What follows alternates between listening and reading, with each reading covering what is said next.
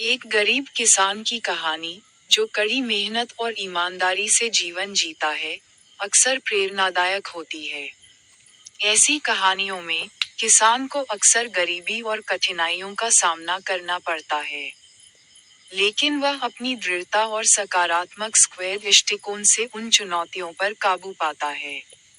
एक गांव में, रामू नाम का एक गरीब किसान रहता था। उसके पास थोड़ी सी जमीन थी, जिस पर वह खेती करता था। रामू बहुत मेहनती था। वह सुबह जल्दी उठकर खेतों में काम करता था। उसके परिवार में उसकी माँ, पत्नी सीता और एक छोटा बेटा भोला था। रामू का सपना था कि वह अपनी जमीन पर अच्छी फसल उगाए और मुनाफा कमाए ताकि अपने परिवार का भरण पोषण कर सके। लेकिन उसके पास अच्छे बीज और सिंचाई के साधन नहीं थे। इसलिए उसकी फसलें अक्सर अच्छी नहीं होती थीं।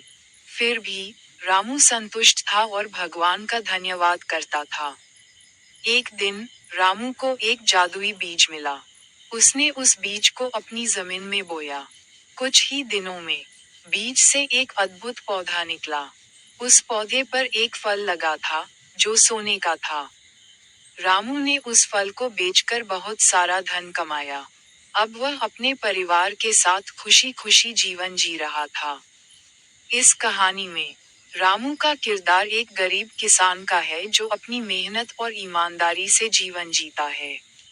उसे जादुई बीज मिलता है और वह उसे अपनी मेहनत और ईमानदारी से उपयोग करता है।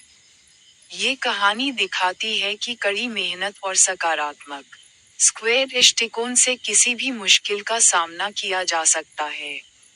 यह एक सामान्य उदाहरण है, और कई अलग अलग प्रकार की गरीब किसान की कहानियां हो सकती हैं।